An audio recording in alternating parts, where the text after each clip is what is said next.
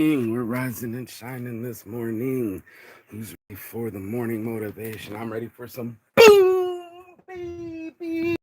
Boom. Rise and shine. It's your morning marijuana Come on, let's connect. I got my whole little setup. Welcome to the podcast area on my bungalow. You're going to witness us. We all want to look prettier than we actually are. We all want to look richer than we actually are. And we all want to feel better than we actually do. And this morning motivation, we're going to talk about it. Saints Addiction. We're on a mission. Let's go. Let's go, bro. Let's go. Man, I'm out here living my blessed life. I dreamed it, man. I literally was sitting there yesterday eating everything that I wanted with my healthy body, tripping out that I was eating and playing on my laptop. And I remember about 10, 15 years ago that this guy had sat next to me and he connecting. There we go. And he said something to the fact of I just made $400. And I said, all right, bro, let me buy you a beer. Teach me what you know. Right. And it turned out that he was selling cryptocurrencies or not. I just let you in here. That I could do this from anywhere in my life. Let me try to get this connection going. And anytime connecting, I just put you in the live area. This should be connecting. I don't know if it's connection, but I'm sitting still. I'm enjoying the sunshine. I'm enjoying the wind. I'm enjoying my fan. I'm enjoying life in general. And that's what you should be doing too. Now, the thing that keeps us from enjoying our lives, guess what? Is lying to ourselves. And that's why I said you're lying, because I had a conversation, or I watched a conversation with Robert Greene yesterday about the things that we lied to other people about, like virtual signaling, that we're just so perfect and we got all the answers and people love us and all these other things, That's what I end up doing. Let me see. Someone sent me a message. Hold tight. Someone just messaged me for their logo. Gotta do the logos. Gotta do it right. Yeah. Let's go. So, sorry, got shit going on right now. But then, and the thing that he wanted to do, and this is why I'm trying to show you this, because Robert Greene is such a genius about peeling back our own humanness and how much of a cognitive dissonance that we have to our own self. Like, it's easy to say it to somebody else, but to yourself, you're like, oh shit, I really got to get real with myself. And the realer you get with yourself, the more real things get. And you see that you become a, not a hypochondriac, but a, what's the word when you're a hypocrite? And that you're a hypocrite for most of the things that you do in your life. The things that you say that you stand for, you don't stand for. The things that you say are part of your purpose, you don't give any energy towards it. And then when it's really about you to be desiring it, right? Come on, things. If it's up to you, what do you end up doing? That's the way to deal with the You can't go throughout life imagining that you're the same, because you're not. You have these qualities. In your book about the strategies of war, the second strategy of war that you write about is do not fight the last war. And when I read that, what I understood it to kind of mean was about not being rigid. How does one dismantle the prison of convention that they live in? So for that lawyer, or for that person that's working in the financial district who is, 47 and they're a lawyer, they're a stockbroker and they're miserable, they have somewhat been imprisoned by their own identity, which is like a set of ideas from the past. And I'm really obsessed with how we get out of the way of our own identity so that we can live our most fulfilling lives. And that's what I ended up coming up with too myself, was that as a corporate stooge or a guy that sold used cars, I had to get away from my identity. I was trying to fly away. My own identity. I was already this top sales guy. I was this gregarious character, I should say. Lots of energy all over the place. And then my boss sat me down and he said, "You're a jack off." And I was like, "What?" And he's like, "You're a fucking jack off. You're all over this place making jokes, high-fiving everybody, but you're in no direction. You're not selling no cars. You're not doing nothing with your life. Go back to college, bro.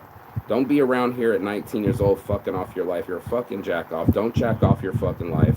Go do something about it." Now, most people would have been pissed to hear that. Like, I'm a jack off. You're a piece of shit. You're not worth anything. Blah, blah, blah, blah, blah, blah, blah. Rest in peace, Richard K. He's no longer alive, but if it wasn't for that day, for him to sit down and tell little jack-off 19-year-old Marky Saint that he was just a jack-off, I would have never got past myself. Same when I got back from world travel, when my business mentor sat down, I busted my ankle after getting fucking punched in the face by somebody else. He was telling me to get over myself. So here I am with a busted ankle, and I've traveled the world, coming back to his big old office, and I went to go sit down. He's like, don't sit down, get over yourself. And I felt it was so rude that my mentor, my spiritual mentor, this guy that I looked up to, was being a dick to me. And it turned out I did need to get over myself. I did need to get over that I wasn't the only human being that's traveled the world, and it wasn't time to fucking come around the farm and start clucking on people. It was time to acknowledge that I was even safe at all. You know what I mean? That's the big things of our lives, is that we don't even recognize just how dangerous life is and how hard it is. We like to give everything the perfect comb, or everything has to pass the white, what do you call it, the white glove approach, right? If you have a white glove, everything has to be up to mustard. But if you do the white glove to yourself, right, this is where you're lying to yourself, right? You don't pass mustard, bro. No one does. Everyone has something off a little bit, right? Everybody wants to be perfect, like in the military, like the perfect bed making, or, you know, the perfect salute, or the cleanest gun, or whatever the fuck you want to call it. That's all good and all, the obsession of it, but it's the application of it that really matters, because a lot of us have this information and we don't do anything with it, bro. We don't do anything with this, all this information. Let me rewind a little bit for those that have been watching. Hold up, let me. You have to feel that pain that you've been through in life, and it's kind of an ongoing pain. It's one that I still have, even though I wrote the book, where I misread people, where I inadvertently hurt them when I didn't mean to hurt them, you know? Yeah, bro. And I feel that, and I suffer from it. And so the pain that you feel, the emotions that this turns out, motivate you then to become better at understanding other people. What if you find things in yourself, like you said, that you don't like? You find narcissism in yourself, you find darkness in yourself. What are we meant to do with that? Are we meant to... I found it. Each one of us, if you're being honest with yourself, resolve it real quick, you know, if you're being really, really honest with yourself, you realize that you've had a lack of empathy with people once in a while, that you probably love bombed somebody and put a lot of energy into them, and then realized it wasn't worth the energy, and then you withdrew your energy. Or what are the other strategies that we've seen for narcissism? Here's another one that I've been on about. We'll do this whole show. Signs you are dating a narcissist. This was what I've been. Signs you're dating a narcissist. And the reason I'm going to go into this is because some of this stuff applies to me too. It's happened to me. I'll let them just go through. Signs you are dating a narcissist, explained in 10 minutes. Let's do it. 10 minutes. Number 1, they were charming at first. When you first meet them, I'm charming at first. I know it. I'm a charmer. I charm your ass off. I'm friendly. I don't put up any signals to make you judge me. I'm still kind of judging you. I'm nice to people because I think that's what I should do as a person, as a human being, is to give off good vibes and just do good vibe things. But we all know everybody has bad vibes. I mean, shit. I don't know if you've ever been to jail or something, but not the best vibes. He seemed like the perfect partner. They were very friendly, kind, and always giving. They showed a lot of love and affection towards you, and probably treated you like royalty. This is a classic sign of love bombing. Love bombing. They continued this behavior until you felt confident that they truly cared about you and shared the same feelings. However, as time passed, their charming behavior faded away, and they started to make you feel less important. This marks the start of a pattern of abuse, where they try to control and manipulate you, all while trying to keep you in their life to fulfill their own needs. Number 2, it's always about them. It is always about them. I call it the show, and she knows, but it'll be always about that person. And I know me too. I'll do the same, where I'll sit at dinner and the whole conversation I'm trying to hold, or a nightclub, and thinking that I'm special, or thinking if I shut up, the conversation will stop. Probably if I shut up, someone else might get to talk. And I didn't really realize that at the time, because I didn't want the conversation to stop, and I was a little bit more enthralled with my own voice and wanting to hear myself speak. It's true. Even the guy that wrote the 48 Laws of Power started to see some of the things in him too. it sucks, dude, when you stop lying to yourself and you go like, oh shit, I am charming up front, and then I take my charm away when I don't like someone as much, or I don't feel like they're a fit for me. Down goes my charm. You won't see me as gregarious and as friendly as before. Now you're getting treated differently because I feel differently towards you, and it just gets wore off. That's the Mark Saint Show. People who are narcissistic really enjoy talking about themselves. I do. Let me give you an example. I really do. A friend I who love is my stories. narcissistic can say, I've talked enough about myself. Let's discuss the kind of music I like. You see, the Yeah. conversation remains centered on them.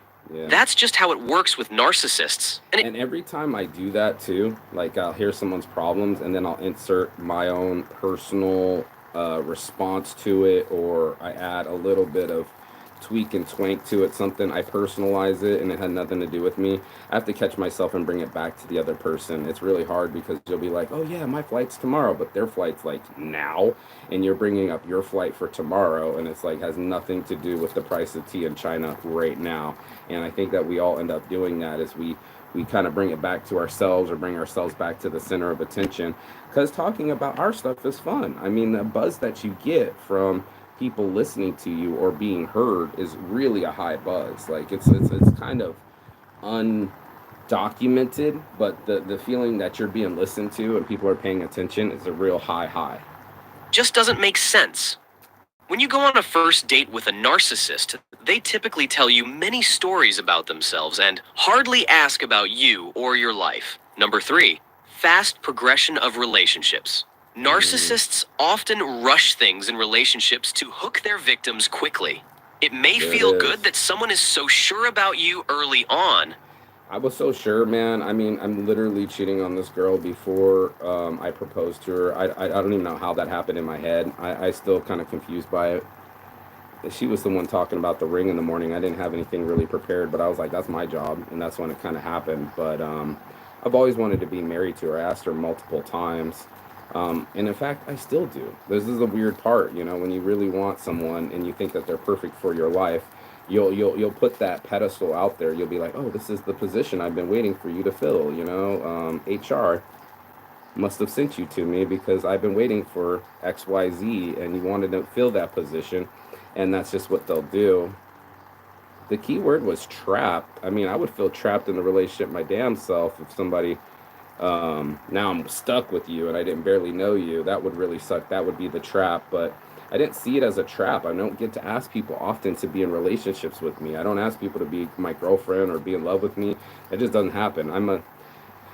She must have been quite charming because I fell in love with everything about her. I just looked into her soul and I was just like, yes, I want to marry you. But remember, healthy relationships take time to develop. They do. Be cautious if someone wants to speed things up and push for intimacy.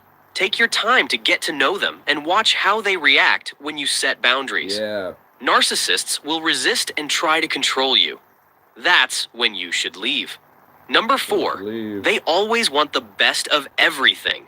A date with a narcissist is usually very exciting. This is Okay. because they usually go all out. Narcissists Okay. usually believe they deserve the best things, like going to fancy restaurants, getting the best table, and driving the nicest car. So do when you that. go out with them, it might feel But exciting because you're treated to a I was luxurious charming up experience. front. Number 5, I was charming up front, and there was a lot of love bombing. I did speed up the relationship. This is me not lying to myself. I didn't feel like I was doing some narcissistic. I just felt like I was really in love with someone, and I was like, yes, this is who I want to marry. This is who I want to have kids with. Turns out it takes a little bit more work than that, and I think that's what ends up happening with us as people is we don't want to acknowledge the amount of work it takes for these things to happen, right? We want them to just be perfect, and that's also the part that you're lying about too. You know, that we all lie about is that we think that we're so perfect that we deserve perfect. I think that what happens in the dating world is we forget how imperfect that we are. That's one of the other things that lying is like, maybe you're not always so charming. And what's hard about love bombing is that you kind of run out of the energy, right? Like you don't have the same energy as you did before because now it's gone, right? You don't have any narcissistic supply. The person isn't gloating over you. They're not telling you super nice things, rubbing your legs with sea salts and spraying it with mosquito spray. All that's gone. They could care less about you, and you wonder why the love has changed. They're horrible to people they see beneath them. Narcissists don't care much about others' feelings and are always trying to show off their status. Have you ever seen how they treat waiters? Or anyone they think can't help them? They treat them I would love to sit here and just go, first of all, I don't treat any waiters bad because I used to be a waiter, but I'm not as generous as I'd like to be on the tipping front either. I'm just not a big tipper. So that's kind of weird that I used to. My mom was a waitress and I used to count her tips, but now I'm not a big tipper. But it's also the way you treat other people.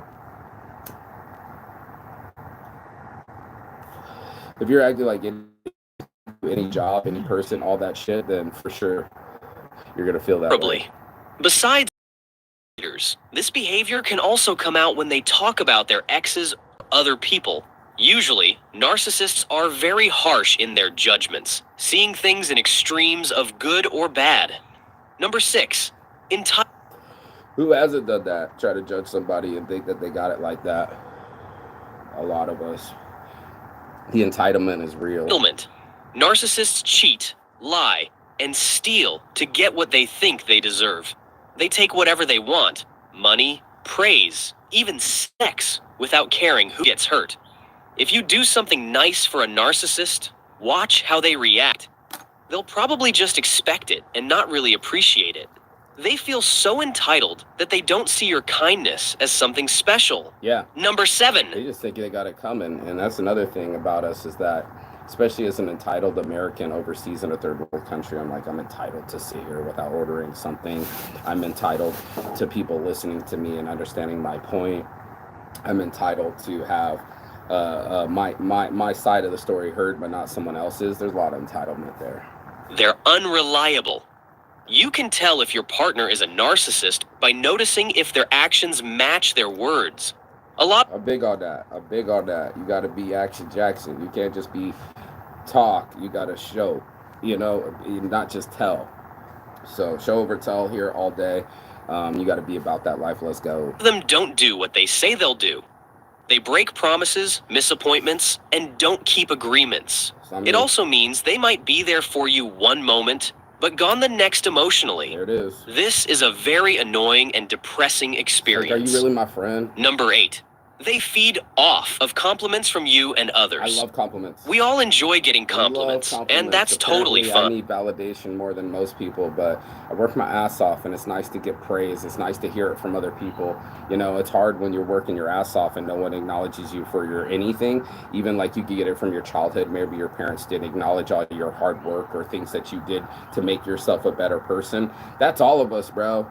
That's all of us, including the fucking ambulance. It's all of us. All of us got to get in gear and fucking make it happen. It comes through us. It goes to us. And then all of a sudden, you're going to have to connect with somebody. And for us, it's not as easy as But for narcissists, compliments are like fuel. They thrive on this external validation. Compliments make them feel even more important and feed into their big ego. If they always seek praise from you or others when you're in public, it's probably because they need that attention to feel good about themselves.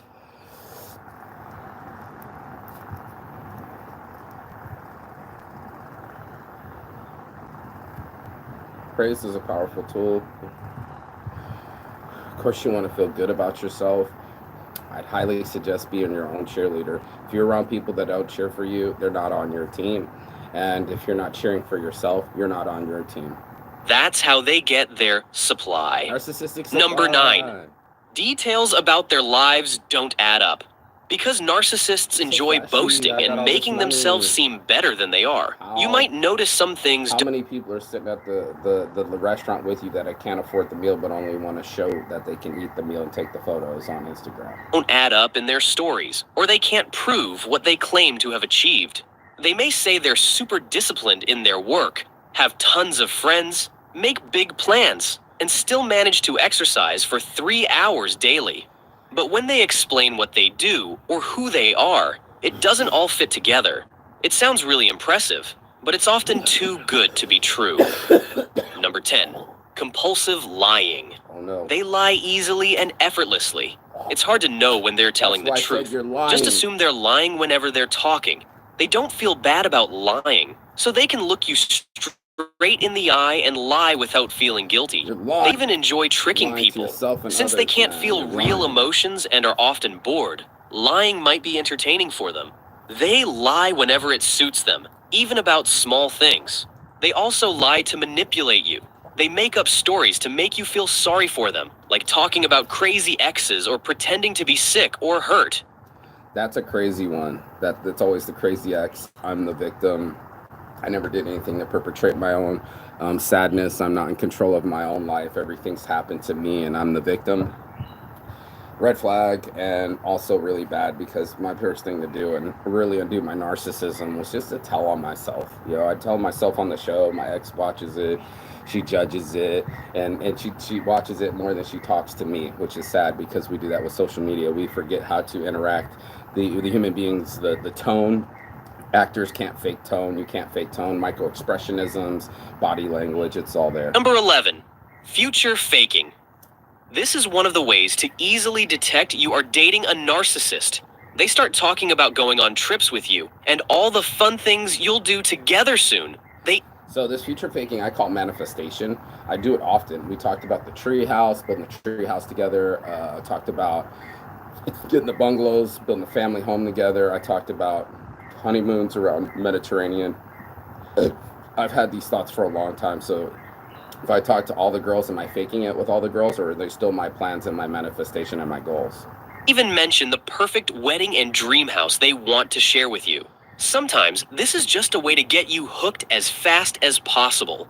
Other times, they might really mean it when they say these things. But they shouldn't rush into sharing these fantasies right away, as they often change their mind suddenly.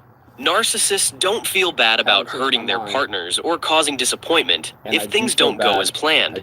Even though they should know better from past experiences, they don't act more carefully when starting a romantic relationship. But if they cared about others' feelings, they wouldn't be called narcissists, right? Once the initial excitement fades and the intense attention stops, they forget all the future plans they made with their partners. Number 12. True story, dude. They act like they don't even fucking know you anymore, bro. They'd be like, "Oh, was that me holding your hand on the stairs to the treehouse, talking about our first kiss? Right after our first kiss, we're gonna make a treehouse together, put hot tubs in the tree. Was that not you?" Oh, right now it's like I can't even talk to you about this conversation. But then you could. So it's like, where's the same person? If you are the same person, where's the same person? And then it's like, that's where you're lying. That's where you start lying on yourself, is you're like, your energy changed. You're not the same person anymore. You're not even the same person with the same thoughts. Let's go. There are consequences when their demands are not met. They just can't handle it when things don't go their way, or when they feel rejected. It's like, if they want you to do something, you better do it, or else there will be consequences. They might get all rude, start arguments, or even mess with your emotions. It's their way of making sure they get what they want. Number 13, they are focused on Okay, so obviously I didn't expect somebody started superficial matters. Narcissists are all about how they look, their beauty, and how popular they are. They really go all out to look good, and aren't afraid to point out what they think are flaws in others, including you. Guilty if I'm so perfect that I can judge you and call you out on your shit, and then I come sit here and I work out all the fucking time showing off all my gains or losses, weight loss, and it's true. I love my aesthetic. I love the way that I look. I love my muscles. I love my beard. I tell myself thanks for the full head of hair in the morning. But these are all just exercises for my confidence. Cockiness is knowing that I have it. Confidence is knowing that that I'm grateful to have it. And then the reality of it is that, I don't know, one day I'll lose my hair, and I do get whites in my beard, and I'm starting to get old, and I'm about to turn 44. So real, all day, every day. This is the way that I am. Sometimes I pee off of this balcony. Sometimes I pee in the toilet. Welcome to male masculinity. You wouldn't know because you're not an ape, dog, or mammal. Well, you might be a mammal too. You obviously are a mammal if you're watching this show, but you might not be a male mammal. And then we know we pee all over the yard. Sometimes they expect you to meet their super high standards because they see you as part of them. But hey, let's not forget, criticism in a relationship is never cool and shouldn't be okay with you. You deserve better.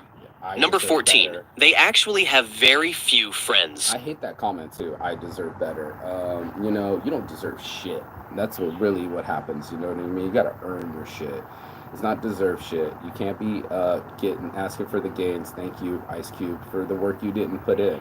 So there's a lot of that entitlement there, where it's a demand. Well, because I'm a foreigner, you gotta let me sit in your spot. I don't have to buy drinks. I can just smoke weed all day and do what the fuck I want. Very entitled I was.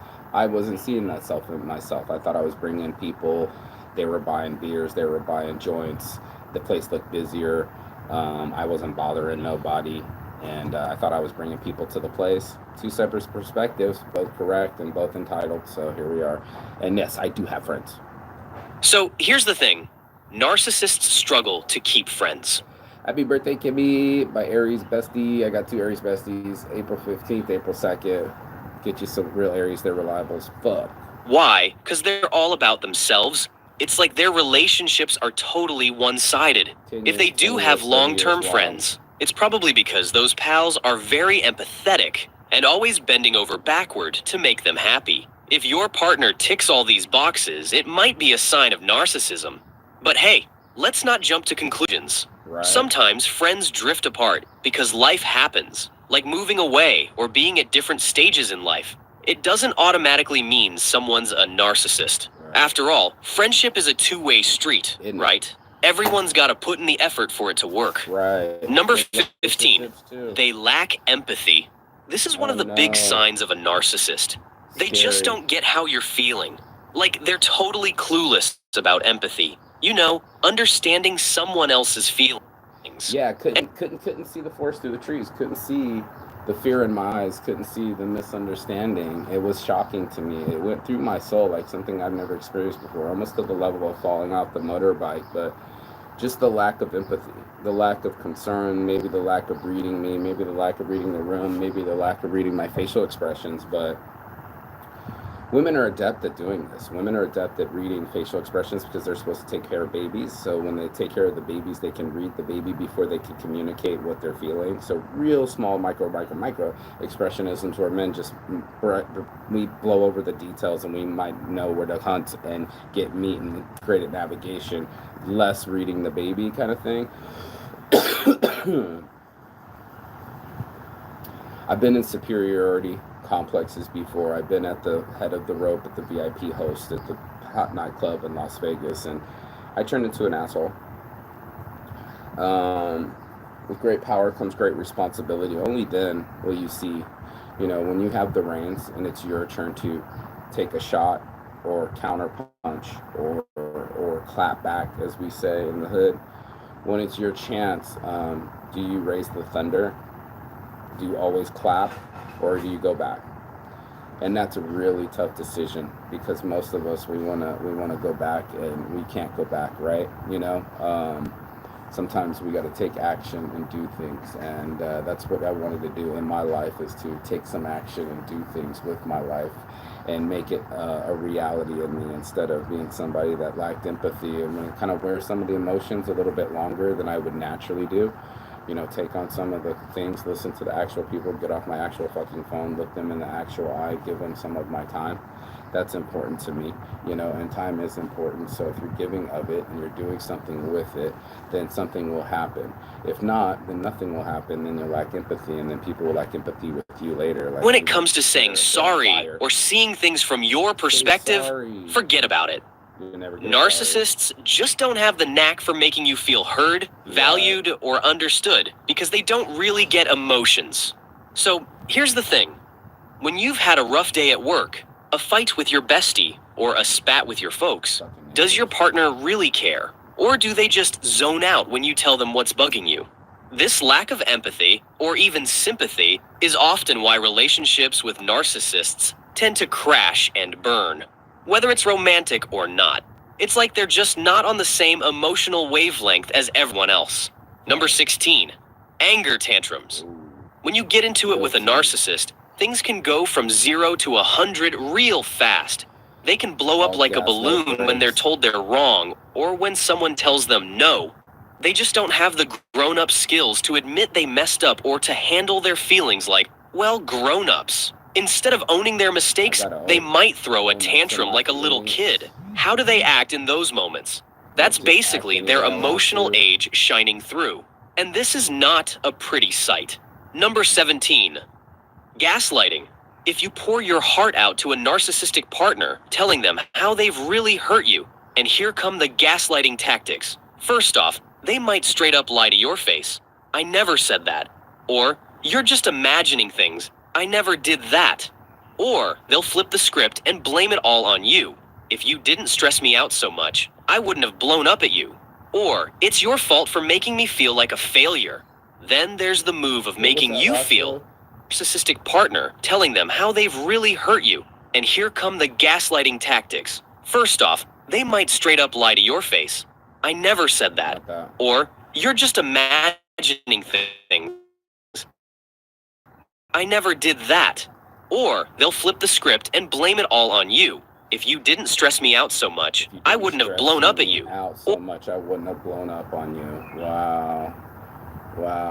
Everybody's been a victim and a perpetrator of this action. Sorry, this gas is lit, so it's really hard to understand that gas is already lit. I'm under the understanding that it's getting someone to believe another narrative.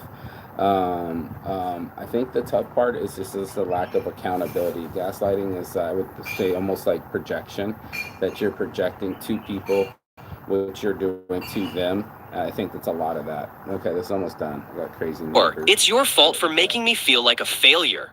Then there's the move of making you feel like you're the one with the problem. You're just being too sensitive. Or, come on, don't be crazy. I was just tired when I said that. Come on. And if all else fails, they might just throw a full-on tantrum to shut you down. I'm done with this relationship. Or, you always twist things to make me look bad. These things are really hard to deal with. Number 18.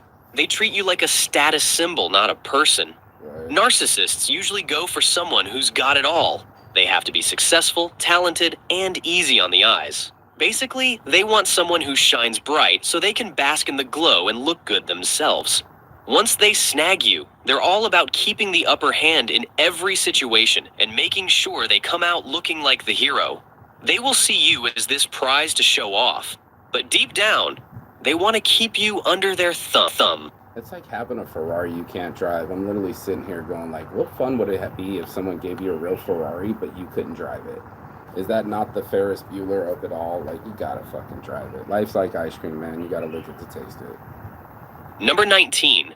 Always breaking the rules. I'm guilty. Narcissists think they're above the rules. They couldn't care less about boundaries or regulations. They just do whatever they want and expect everyone else to follow suit. Wow. So, watch out for the signs. Cutting in line. Swiping office supplies. I wouldn't swipe Blowing office through supplies. stop signs like they own the road. And flaking out on plans left and right. And the crazy part, they'll actually take pride in it. Like, it's some kind of badge of honor. They don't give a hoot about how their actions affect others or society as a whole. See, okay, so then maybe that's my anarchy symbol, and Saint's anarchy is to, question authority, see where the holes are in the fence, get out, get free, think for yourself. This is a mentality. But you're not allowed to harm anyone else. I still want hospitals, I still want schools. Just need police reform, and prison reform, and school reform. And I think that would fix the strength of America. We're an innovative country. We have our freedoms, we can do anything. And I think that's the tough part, is that some people want you to just go with the flow or obey. I say defy over obey, one of my shirts, because when you defy, you test limits. And if there truly is limitless, it'll work. It'll just work. And everything should have a chance to be questioned. Why are you doing this? What is your purpose? What are your actions behind this? Why do you do the things that you do? These are fair questions to ask yourself. Anybody should be asking themselves the purpose of the rules they follow. and also the rules that they break. I'm sure I'm not the only one that, like, at a red stop sign or a red light and it's a long road and no one's going, yes, I do run it. If your partner's pulling this stuff along with some other narcissistic behaviors, well, you might just be dealing with a full-blown narcissist. Number 20, discard. When a narcissist is done using you, or you start to challenge them or ask for more in the relationship, they'll just toss you aside. It's like 1 minute you're their everything, and the next they couldn't care less about you because... I guess that's conditional love too. I learned that from my father, and this has happened to me, and I've done it to other people. Is this shut off switch that I learned from him? That it's like, you hurt me so bad that I gotta shut you off, shut off my feelings, cut off the tap, stop feeling anything at all, almost like alcohol, and numb it and heal it as quickly as possible and pretend like it doesn't hurt me. Is that a weird reaction, human definition? I'm not quite sure. Discard. They've got someone else lined up to stroke their ego. Their self-esteem is so fragile that they can't handle being alone, so they always have someone else waiting in the wings. They might have...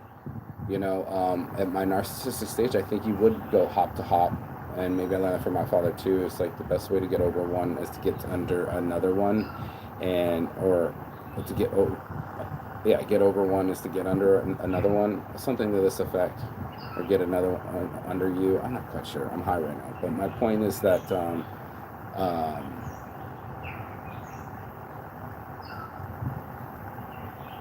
having somebody in the wings, this is why I'm okay with being alone, is it was not a cool experience to wipe people's souls with your asshole. You know what I mean? Humans aren't tissue. They're going to catch feelings. They're going to require time and attention, the meat. And unfortunately, there's not enough to divide the pie. So one of the tough parts about loving two people, and I found in poly relationships, was time is equal to all of us. You can only spend so much time. And the quality life that you have is defined by your time and the way that you spend your time. So it's not the way that you spend your money, and it's not what kind of clothes you buy. It's not that outwardly experience. It's your quality of time. Right now, my quality of time is birds chirping, jungle, peace, fans. I think I hear a motor somewhere over there. But anyway, baby blue skies and some couple white clouds coming over the sun. It's nice.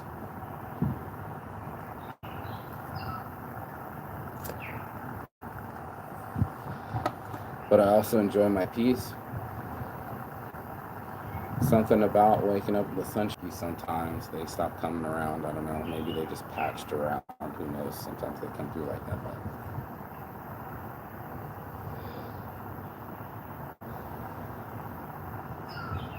and with discarding, sucks. Maybe you're getting discarded. I know some of my exes don't talk to me anymore. I still remember them, but maybe they don't want to remember me. And it's sad. We don't live perfect lives. We don't get to assume these characters without flaws. And let it wrap up. And seeing other people the whole time you were together. But hey, don't beat yourself up over it. The new person will get the same treatment once the narcissist gets bored.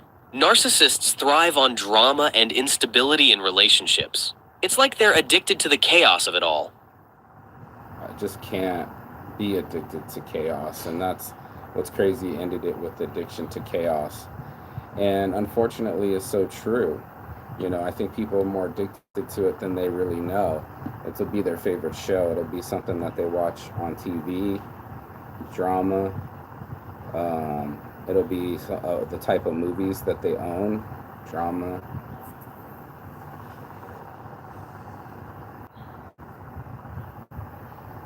Addicted to complaining. That's another one that we all tend to have. Most of us don't want to admit it, but it's part of it.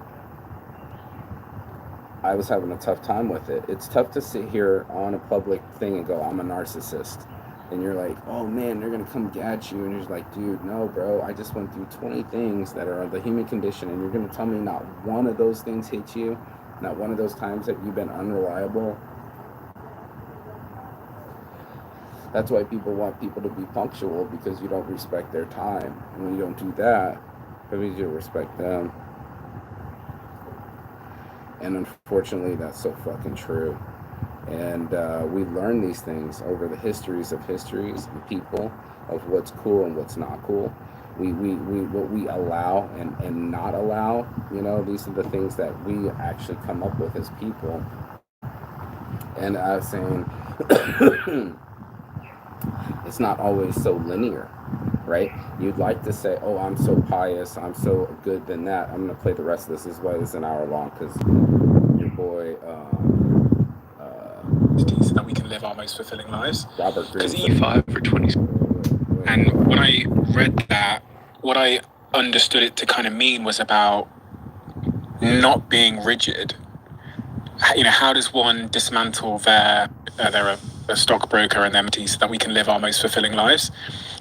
So one of the laws of power that I have, one of the things that's very important, I think it's law 25 or 26, I don't remember the number, is recreate yourself. So the moment people start know who you are, they identify, they create your identity. Oh, Robert Greene is this person who writes these dark Machiavellian manipulative books. Then I'm trapped. I'm trapped by their perception of me, and I always have to be like a little dog performing for them, right? And I don't want to fall into that trap. You have to recreate yourself. You have to use your personality and who you are as clay, like the 48 laws of power at all. For you, it's doing your podcast but changing it up, or maybe you do a different podcast, or maybe you go into a different career set, or maybe you become a CEO or an entrepreneur in a different direction. I was recently on Andrew Huberman's podcast, right? One of the most successful podcasts besides yours in the world. And I don't want to, that's going to sound like bragging, but the book mastery helped him a lot, because he was a professor, I believe, at Stanford. I hope I have it right. Yeah.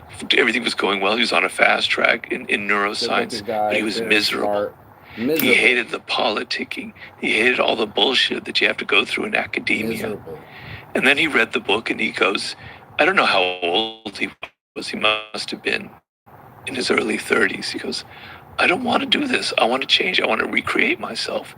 He decided to go into podcasting and to take all of his knowledge about science and neuroscience and bring it into a different medium. And so that's extremely powerful, because if he had stayed in academia, he would have gone down the path that we're talking about. It sounds a little sexier than being in finance and you're 47, but being stuck in academia when it doesn't fit you, with all the nasty politics that go on in universities, etc., that is a path for misery if he doesn't fit.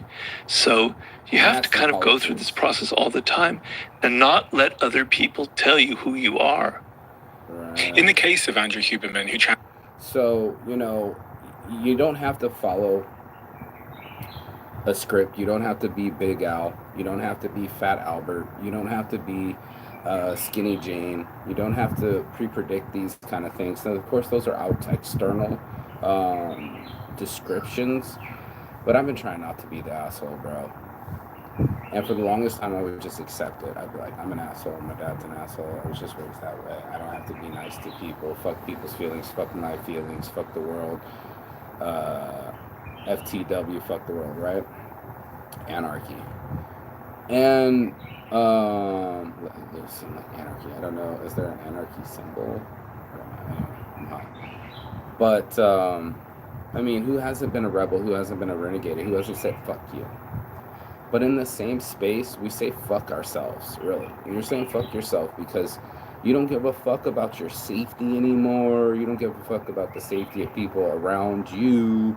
You end up becoming unsafe yourself, unhinged. Like, again, these, what was the other one? The anger blaming, the outburst. 0 to 100 real quick. There's a song for it. I'd play it, but they would flag it. You know the song in your head. You already know by Drake. 0 to 100 real quick. And real fucking quick. And that lack of control was what shocked me. Wasn't the blast off rate, wasn't the amount of artillery, wasn't the reload speed. You know, this isn't a gun. This is my, and again, my safety. And it's weird that I'm not saying this is a gun, because then I guess my words are weapons. Use my mind as a weapon. I've never run out of ammunition. Anyway, that's the lyrics. Sorry. Andre 3000. Use my mind as a weapon. No, use my mind as a weapon. That's also somebody else's too. Gonna love me for my ambition. Meek Mills, bro.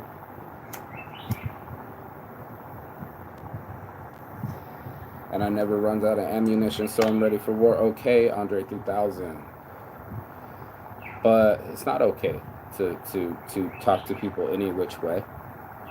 Waiters, loved ones, you get used to getting hurt and wanting to hurt back. It's something I've seen in domestic violence and in my own family, and my relationships too. I gauge it on the how successful my relationships are. This is sad to say, but I tell the truth on it, is how not violent they are.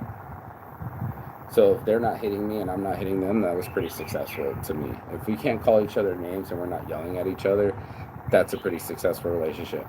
I think it's a low bar, saying it out loud, because then you're like, oh, as long as you don't hit me, it's okay. You know, now I'm on the, like, let's keep it happy, okay? Let's have high spirits. Let's keep it optimistic. Let's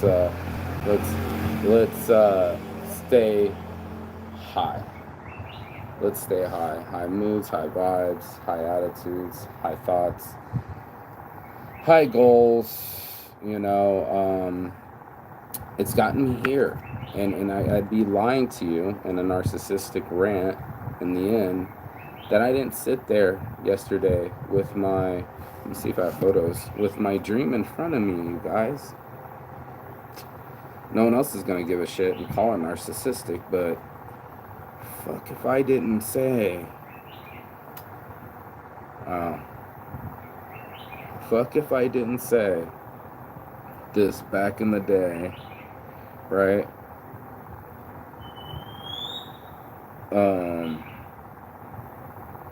I'm trying to find a picture of it.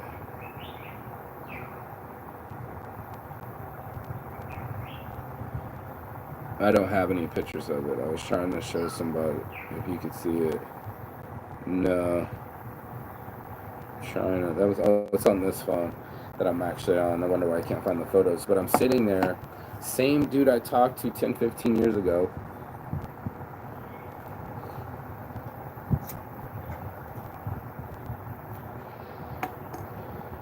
Gets a laptop, says he's doing currencies, makes $400.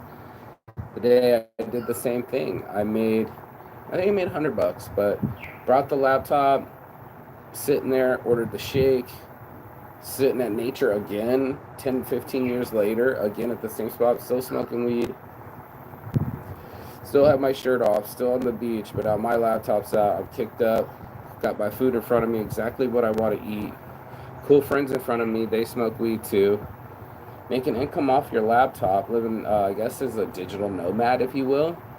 I don't crack my laptop that often, but there I was looking at my websites. Before I owned any websites, I was down that beach where we played Frisbee. And what a day. I'm just giving it to you guys. Like, call me a narcissist, okay? I'll take it. I'll take it if it gets me on the beach every day, playing Frisbee with my friend I haven't seen in like a month. He still plays excellent. I mean, like, it's like it's catching about his back. I'm aiming for the back of his back, and he catches it like that. He catches it like that. And it looks like it was thrown from there. So it was like what's a boomerang? But with the Frisbee, man, we're going to start recording this thing, dude. I'm telling you, Sunset Frisbee sessions, and maybe people don't give a shit, but when I got done, and I closed my deal and I got paid for doing crazy bananas logos, right? Flags, shirts, you name it. We could do it in the States. We're gonna do the flags in the States. But anyway, when I finally closed that deal, right? Homeboy was in there, goes like, "You're the frisbee pro, bro. Your shit's so sick, man. All your catches behind your back, you and your friend between the legs, like chop." He's like, "You guys are pros," and I was just like, "Wow, 15 years ago, I wasn't a pro. I was just a guy sitting there that was kind of interested. I'd love to. I can tell you the day that I found the Thunderbird Glide, the world famous Thunderbird Glide, but I don't remember the first time I wanted to start playing frisbee. Maybe it was just that day. Maybe it was just that day seeing it and started playing frisbee and flicking it around to see what happened.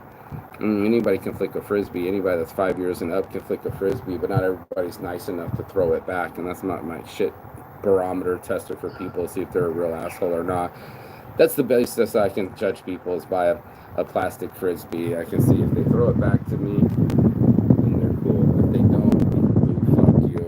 You know, you're an asshole. Even kids will throw it back to you, soccer or something. You know what I mean? A soccer ball, something. But yeah, man, being less judgmental to people, being less harsh on myself, being nicer to people, see if I have the empathy, see if I really do give the time, especially like to the elderly.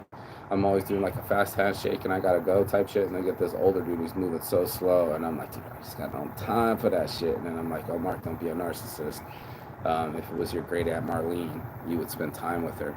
And I did when she was alive, and sit with her every 50 yards she could make, and it taught me patience. It also taught me to slow down and appreciate things. I'm glad that motor went away, and that I can hear the trees buzz with insects and life, and feel the sun through the trees, that I'm even on a natural island, that I'm even getting myself, and this is me going narcissistic rant, that I got myself on the island. I committed to this goal a year ago. April 1st is now April 2nd.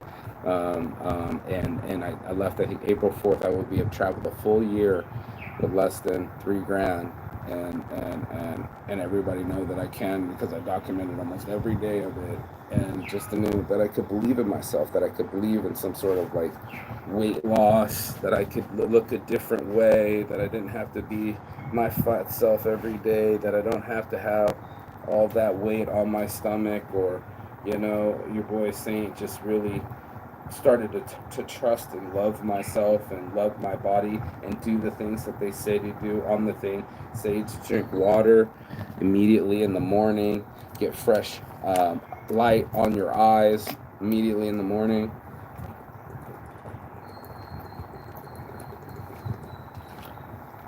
They say smoke a joint every morning. No, just joking, that's me. But hey, you do what you got to do. The fasting has been tremendous for me. The fact that I can even be here right now is just a fucking flipping dream, bro. I said that I wanted to do this 15 years ago, rocking back and forth at the beach like this, in the middle of Lonely Beach. I'm like, come on, Mark, you gotta be smart enough. You're smart enough. How do you get there, bro? Come on, man. You got all 10 fingers, 10 toes. Why are you not making it happen in life? And then I'm sitting here and I'm in this motherfucking jungle, bro. And I'm like, no way, dude. I got my whole fucking place set up. Basically got free accommodations. All I pay is $40 a month for my own electricity and water. Shut the fuck up. My rent is $40 a month. And I've been able to survive without a job all overseas this whole time. Only had to ask help once for my family. Had a couple helps from my day ones. Get some day ones first, and I shout out Erica, David James, Erica Angelique, full names, first and last names, Yoni, what's his last name? Erkalainen? That's a Finnish name, good luck with that. Gotta shout out to the boys that were dissing me and took care of me, though. They put me on the couch, my boys, Aki and Raul, and many homes in England. Too many probably to name. We got to probably though. Shout out to Norwich. They had like the Airbnb. Shout out to Notting Hill or Nottingham. That was nice to see him DJ. Durham. I'm hoping he's still alive. Might be the last time I ever got to see my mate. Scared of that. Very scared of that. And that there were some mates that this whole trip traveled for, that they're not alive anymore. I think of them often and honor them, their spirit. All three of them. They're like my three wise men. And they were wise men and they were great men. And unfortunately, they're not on this earth plane anymore. But I'm on this earth plane and I see people that are scared and hurt and fearful, and it doesn't look good, and they're trying hard to find love, and they're trying hard to find peace, and they're trying hard to find sobriety.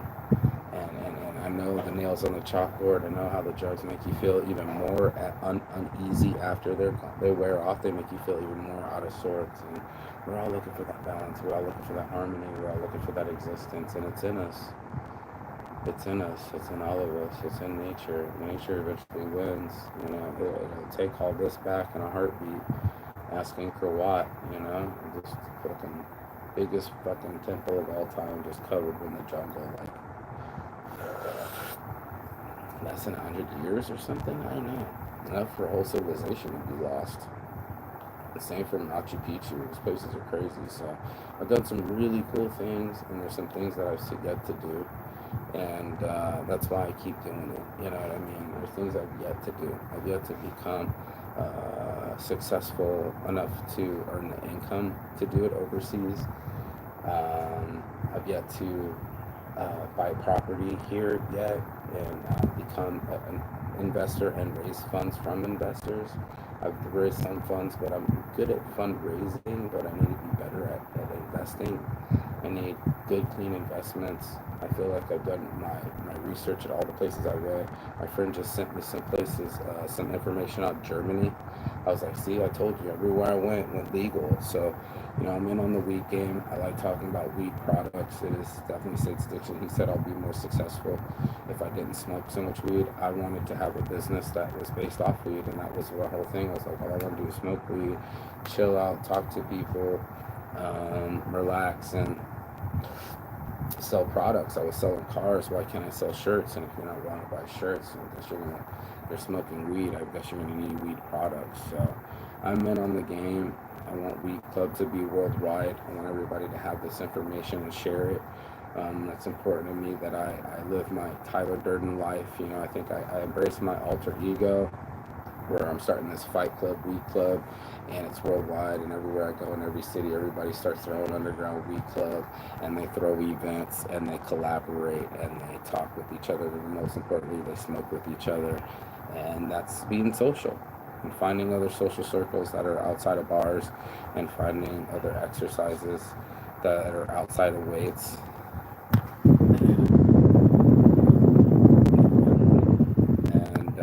Find yourself outside of your comfort zone, because that's where all this is, right here, right now, in front of me. The only reason, my muscles are even popping right now is because I exercise, and the only reason I have an uptake in my beat and my mind is because I exercise. And they tell you to exercise, but you might believe in depression, but you might not believe in walking. And I just did the walking. I mean, now I'm doing pull-ups, but before it was just a walk, bro, just to get out of my own fucking mind. 1 year ago, I was just so lost and so hurt and trying to find that I love my life feeling again. You know, I wanted to really feel it, not lie about it. And it's harsh to say I love my life after you've lost a child. It was a lie. I didn't love my life as much. And to be on this journey, and finally, especially being on Koh Chang and being on the island, I do love my life. I do see that. Really blessed up. Okay, here comes the hammer again for no reason. While she's looking at me with a hammer. That's aggression. She's doing it on purpose. Look at her. She's done. I'm gonna just take the hammer and show it so far up her ass. She didn't even know the sunshine. But yeah, that's it, dude. That's it. Microaggressions. Trying to take their stress out on me. I'm about to take my stress out on her, and there'll be aggressions, and there was hostilities, and people are still hammering things even though they're done. Look at her. She knows it. I'm looking at her. I've tried to yank that hammer out of her fucking. She'll come on for an hour. I'm high. I'm angry. You don't need to hear this shit. You don't need to hear it from an ice head that they can't stop tweaking and hammering things and they're sorting trash and then smoking cigarette while they deal with plastic in their now. Ooh, there are some lost souls out there, y'all. I'm tripping about my little life, and I'm glad I'm not lost. I'm glad I got my sobriety. I'm glad I got my goals. I swear to God, I sat there in front of that laptop and I was like, oh my God, I did it, bro. I'm looking at beards on shirts and beer on shirts, beer on shirts, Zodiacs on shirts, movies on shirts, cats on shirts, TV shows on shirts. Like I got the shirt empire still. 101 websites, y'all. 101 websites, all of them. And I'm looking at it, and I was like, I didn't have any of that when I was here 15 years ago. I didn't have a single domain name. I didn't have an idea of the name of the business, and now I got mostly Saints. I got Saints brand. I'm looking at the values on my domain names. I'm looking at Saints Addiction. I'm looking at Designs by Saints, Prints by Saints, Shirts by Saints, shirt in an hour, banner in an hour, stickers in an hour. I built an empire, you guys. I did something with my life, and I'm grateful for it that I could even land here without having any money to spare for a room. I banked on the money that I gave last season, and it paid dividends, and now I'm here. I'm free for life, and I can live in paradise free for life. That's one goal attained. But now the next goal is to have property here and build the bungalows. And the dream is always to have a bungalow. So I'm going to keep dream achieving and thinking, masterminding, and manifesting. I feel good in that light. I feel good getting up in the light and seeing the sunlight every morning and it being on my skin. I'm grateful for all of it. So these are the things that are required for true happiness, you guys. You got to get some balance within it. It's going to be hard because a lot of us have cognitive dissonance. We'll be lying to ourselves. But the moment that you stop lying to yourself is the moment that you have some clarity and some peace. And that's what I got.